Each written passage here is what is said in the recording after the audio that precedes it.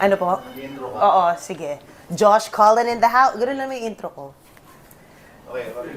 New music. Siyempre, hindi natitigil ang isang Josh Cullen. But hello, thank you so much for having Hello po us. ulit. Yes po, syempre. Siyempre, gusto ko lang sana sabihin talagang the fit is fitting. Nakakaangat-angat na talaga. Baka naman magmana ako pag sa sapatos ni Josh. Naku, Charot! Yun nga mo, maraming mapapansin lagi yung sapatos ko. At nakaharang lagi sa airport to eh. Ang laki kasi eh. Tsaka may bakal. Yes po, yun yung ano nga. Kaya laging na-check. I love it. But how has life been? We haven't sat in a while. Yes po, definitely. So far po ito, it has been very busy. Syempre, regarding with my solos din and with the group. Pero ngayon po, I'm gonna be releasing, or I just recently released po pala na yung Lost and Found album. And it's my debut album po. Grabe. Bakit lost and found? Parang hanap na hanap mo naman ang sarili mo. Parang buhok ko yan eh. Di ba? Parang doon nga po, yun, ito po kasi yung story ko talaga. Yung, kumbaga, I felt na parang ito yung perfect time para ikwento ko yung journey ko throughout the years. At syempre, para makapagbigay inspiration po at sa mga tao na baka may similar na pinagdadaanan, makakakuha sila ng inspiration and syempre motivation.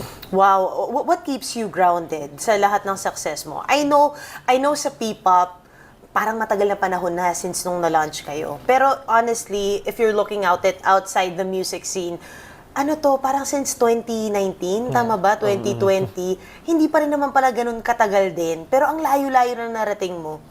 Malayo na po, pero malayo pa. Malayo na pero malayo pa. Yung what keeps me grounded, of course, siguro yung never kong inisip na kami lang yung siguro yung pinakamagaling or pinaka ano. Kasi sobrang dami pong magagaling. And of course, yung personal struggles ko na pinagdaanan ko, yung mga pinagdaanan ko na to, ito siguro yung humubog talaga sa akin kung nasaan ako ngayon. Na hindi araw-araw panalo. So, yun po yung pinaka-importante. Ang ganda na sabi mo, hindi araw-araw panalo. And minsan, pag nasa taas ka, nakakalimutan mo yun, di ba? Yun po, opo. Ang galing. And meron ka bang naalalang particular instance? Siguro nag-commute ka, no? Hindi ka umabot sa gig o kung ano man, na talagang hanggang ngayon, pag nag-look back, parang isa siya sa top of mind na challenge na pinagdaanan mo before you got here. Naku, marami. Hanggang ngayon nga, ang daming nangyari. Pero meron po yung parang na-late ako, tapos tinanggal ako during the trainee days, bago kami mag-SB19. So, isa sa mga turn-around ng buhay ko yun. Pero gumawa po ako ng way para makabalik, para syempre matuloy pa rin. Ayun ang mahirap. Kasi tinanggal ka na eh, tapos ibabalik ka. Yes. Then, ba't ka na-late nun? Nasira yung MRT during that time.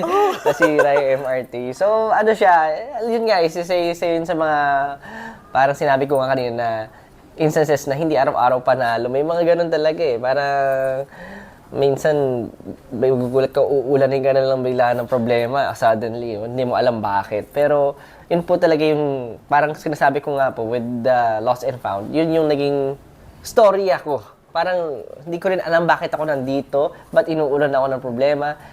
Pero, ang importante, gawa mo ng paraan. At nakakabalik ka. Yes po. Eh, paano ka nakabalik that time? Well, during those times, nung tinanggal po ako, nag-quit din yung mga grupo ko. Nag-quit din sila kasi parang naging trigger na point na kung tatanggalin mo si Josh, parang ganun po yung nangyari. Na ganun mo lang kadali itapon yung... Iba. Ganun nyo lang kadali itapon yung parang lahat ng efforts and passion tsaka dreams namin. So, nag-quit po sila lahat halos. Pero si Stel natira kasi doon during that time. Ang galing, ang galing. So, ayun po, parang ako, gumawa ako ng way, yun, message kay syempre, mga kaibigan ko, ka-group ko no, na gusto ko pang bumalik, gusto ko pa i-try. Kasi baka pagsisihan ko to habang buhay. So, I made a way. Parang hindi ko alam exactly na maalala yung ginawa ko. Pero basta pumunta lang po ako doon at syempre kung kailangan na makiusap or alam niyo yun, syempre to regain myself. And look at you now. Imagine mo sa layo ng narating ninyo, you're humble enough to talk about where you began and share these stories. Alam ko marami na sa mga 18 may alam nito eh, 'di ba? Pero parang just listening to it through your music. What was going through your mind when you were writing the album? Sa totoo lang, buong pag-process po nito, yung talagang struggles and hardships ko. Kasi hindi po normal talaga yung buhay ko na napalayas kami nung bata. Tapos suddenly wala akong matirhan. Hindi ako nakapag-aral hanggang grade 3 lang.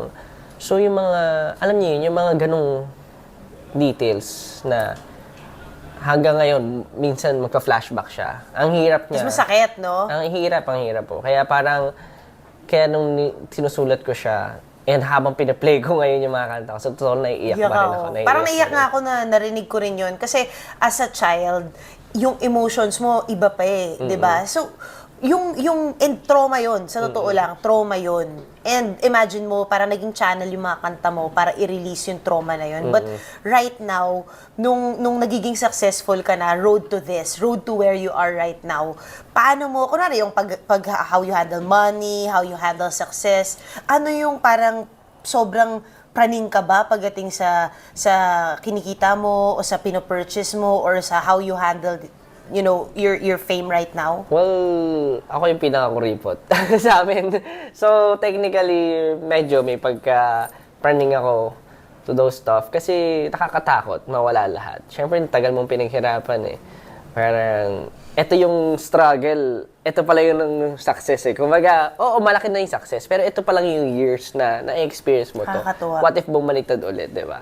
So, parang ako, mas minimake sure ko na secured in the future. Talagang I never stop grinding and growing. Nag-aaral ako ng mga business matters. And syempre, hindi lang, yun nga, parang hindi lang basta release or ganito na, okay, sikat na ako, kaya ko nang bilhin lahat. Hindi ganun. Kasi in an instant or in a glimpse, baka mawala lahat eh. So parang ngayon pa lang, syempre tinutulungan ko yung family ko. Unang-una, ako po yung breadwinner sa amin. Kaya support talaga 100%. Tapos tsaka, ini-strategize ko rin paano yung gagawin ko in the future. Ang galing. So may negosyo ka na ngayon? Well, syempre, ang negosyo naman, primary negosyo ko is, syempre may onesie. Of course. And of course, ang music ko. And marami pa pong Coming. iba. Oh. Pero hindi ko na kailangan sabihin lahat. Pero ano naman po ako, ever since business-minded naman. Ang galing, sobrang galing. And Josh, ito na nga no, ngayon na meron ka music video, may single ka, parang sunod-sunod, parang hindi ka nagkakaroon ng mental roadblock pagdating sa creativity. Naku. No? Sakit sa ulo ko. Oo. Alam niyo, hindi. Actually, meron. Pero I had to force myself. Parang meron nga akong linya dun sa No Control, dun sa single ko po na may music video ngayong araw. Uubusin ang sarili, alang-alang para sa pangarap na bawal tigilan. So parang kahit ubusin ko pa yung sarili ko, I'd do anything or I'll do whatever it takes para ma-achieve ko lang talaga yung mga goals ko. Wow. At hindi ka madamot. Hindi po. madamot SB19. Hindi po. Grabe kayo magpa-unlock ng collab. Grabe kayo mag-mentor ng mga nagtatanong sa inyo. Talagang, I mean, ano ba to? Pinag-usapan nyo talaga ng grupo na hindi naman namin sinabi na kayo yung kuya ng P-pop eh, di ba? Pero parang you took it upon yourselves to be so responsible for the genre. Alam niyo, sa totoo lang mo, napakadaming magagaling dito sa industry, sa P-pop, kumbaga. Hindi lang sila, yung opportunity kasi ang hirap makuha. Pero yung galing, ang dami po talaga, super. Kaya dapat, ako gusto ko i-share, personally, gusto ko po i-share yung opportunity sa mga tao. Alam kong dapat nabibigyan ng opportunity. So, ayun po, lalo na, syempre, hindi lang sila magagaling, pero mababait. Alam niyo yun. So, lahat po talaga dito sa P-pop industry nito, Mabini, Alamat, Kaya, and everyone else, talaga po, for me, talagang dapat umaangat po and mapansin, or hindi lang mapansin, pero mabigyan ng justice ko ano pa yung efforts na binibigay nila. Grabe yung talent na ipinapakita nyo lahat, pinapamalas nyo lahat. Pero ano yung stand mo? Ano yung hot take mo doon sa kunwari ayaw na nila patawag na P-pop, G-pop na sila, or pop, 'di ba? Na pagka ganun yung mga grupo. Ano yung point of view mo sa ganun? Sa akin, wala naman po siyang kaso. Kung yun talaga yung tingin nila sa grupo nila, I think it's a good way of siguro being an innovation, siguro bringing new to the culture or genre. Wala naman pong masama doon. And I feel like okay lang din po. Kasi katulad namin, parang dati nahihirapan ko kami i-differentiate kung ano yung genre namin. So, pinagpilitan ko, sinasabi ko sa lahat ng interviews, P-pop, P-pop, P-pop. So, parang bago siya sa pangmagatingan ng mga nagtao. Pero, hanggat noong time na yun, na ginagawa ko siya ng paulit-ulit, parang eventually, nagbunga rin po. Oo, di ba? I mean, P-pop, meron ng feature documentary about how it grew so much, di ba? At yung mga story na ginagawa. Pero ngayon, magtutour ba kayo ulit? What's next? Ikaw mismo, magsa-solo tour ka rin ba? Yes, ayun nga po, meron akong ngayon na album concert this coming September 28. And ayun po, siguro po ito ay first ever concert ko po na syempre with showcasing my Lost and Found album. And dito po yan sa NFT, sa New Frontier. And siguro po, yun po yung pinaka-major for me. And yung iba po will be announced soon. Pero in regards with the tours, mayroon din po ako mga abroad and local. Siguro po in the future ko na muna dito. Unahin po muna natin to. September 28. September 28. Yes po. Pwede mo makita yung kuko mo? Nahiya ako. Mas maganda yung kuko ni Josh sa akin. Itatago ko rin yung akin. Grabe! Yeah! First time ko lang siya actually mag-nail art. Ang ganda! Muna tingnan yung kuko ko, maduwing kuko ko. Ano? Tingnan yung kuko ko. Ganda! First time mo mag-nail art? Opo. Ano siya? Well, Parang Spider-Man na hindi ko hindi maintindihan. naman, pero gusto ko lang po i-express talaga kung ano yung na-feel ko para dito syempre sa music na i-release ko, yung stories ko. Parang dito ko po yung perfect time na kumbaga hindi ako sumusunod sa Agus ngayon. Correct. Against the current ako ngayon. So, gagawin ko po yung gusto ko. Tingnan yung lahat ng itsura ko. Parang Oo, ang ganda nga eh. So, Parang yun po yung nun. kapatid ni Avril Lavigne. Avril Lavigne! Napaka-nice. And ako, year 2000. Thank you so much, Josh. Thank you po, thank you. Ayan.